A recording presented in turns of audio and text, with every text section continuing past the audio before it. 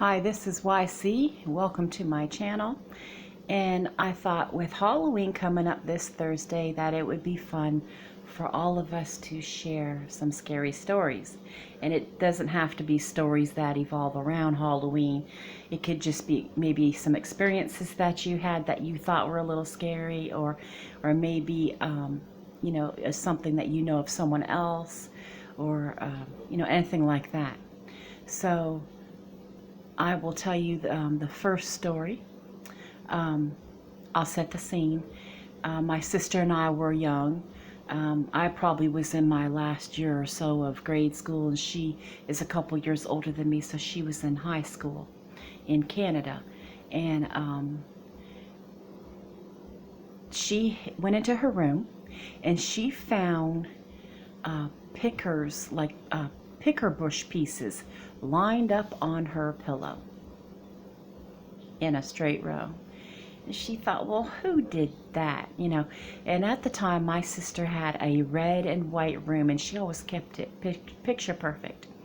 And the red shade carpet, back in those days they used a lot of shade carpet, and she had white fur in there, and it was a beautiful room. And I always said, well, red and white, that's Christmas colors. I would always tease her because I had my own colors for my room. My mom let us do that.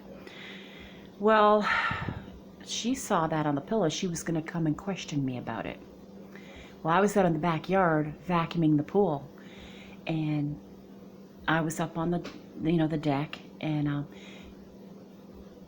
she came through the kitchen and down the steps to this landing. And on the landing, you can either go out the back door to the patio where you'd see the pool, or you could turn around and go down more steps to the basement. Well, she went down to that little landing to come outside to question me, and this baseball came flying up the stairs and hit her in the leg. Well, she came screaming out onto that patio, and I'm vacuuming the pool, and I'm like, what in the world is going on? So you have to remember, this is summertime. Her and I are the only ones home. Parents are at work. And I thought, well, something's going on. So I stopped what I was doing and went down the deck right away. And she told me that something hit her in the leg. And she ended up getting a big bruise from this baseball. Okay, so I thought, well, who threw something at her? We're the only ones supposed to be there. So right away I went inside the house. Dumb move, right? I could have gotten hurt. I mean, we don't know who was in there. I look back on that now and realize that was kind of scary to do that. But anyway, I went up the steps that she had come down from the kitchen, and I looked through the kitchen and into the living room and saw the front door shut. And I thought, okay, somebody was just in our home. And by then my sister was with me also, so we knew someone was in there. And then we started, going over everything and trying to see, do we hear any other noises? And we thought there's only one place in the basement they could have got that baseball from.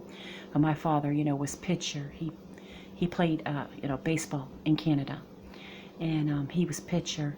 And so we went downstairs, and he had a little wooden dresser down there that he had painted red. And sure enough, the top drawer was open where he kept his baseballs. And, of course, my brother had also played a lot of baseball too. So, we always had baseballs around. But that one was in that drawer, and the drawer was open. And that's what he, or whoever it was, they found that to throw at her.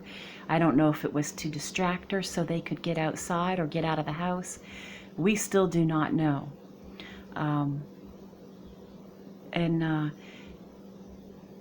She ended up telling me why she came outside, and we went into her room, and sure enough, there was those little like evergreen twigs from the picker bush, all lined up on her white pillow in a straight row. And I thought, well, no, I didn't do that. Why would I do that? That's silly. It doesn't even make sense. I wouldn't get any fun out of that. So evidently they were in there too. So if whoever did this meant to scare us, it worked. So when our parents got home, we told them everything that happened. And, they were trying to put some sense to it for us.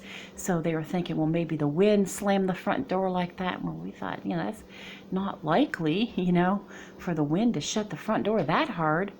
And then they said, well, maybe the pickers from these pine needle things came off from your clothes.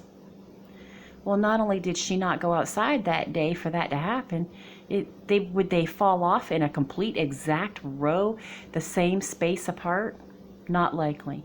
So we never did find out what happened, what that was all about, how long they were in our basement and distracted her to get out, or what they were even looking for, because we didn't notice anything stolen. And, nothing was gone. So we do not know what happened, and the years just went by. And then when I was in high school, as soon as I'd come home, as soon as I got in the front door, the phone would ring. Every day. This went on for a long time. And when I would answer it, well, I cannot repeat the things that they would say, but it was horrible. I mean, really, really bad. To the point where my dad ended up getting our phone tapped by the police. And, we tried different things that we could come up with to deter them, like how you blow a whistle in the phone and things like that. And every day, this went on for a while. And I don't know if they just got tired of it and gave up, or, I don't know. But I ended up later on in the years moving from Canada to United States. And I went back a couple years later to visit my sister. It might have been not quite 2 years went by, and I went back to visit. And I was in the basement at the time, and she has a phone. I don't know if they still do, but they had a phone at the bottom of the stairs in the basement, and the phone started ringing. So I thought, well, I'll pick it up, I'll answer it, right? It was them. After all that time, that many years. So, we don't know if they just knew I had come into town, or just knew who all was coming into their yard and thought it would be funny to do it as a joke or what. But and it never ended up being a continued problem after that.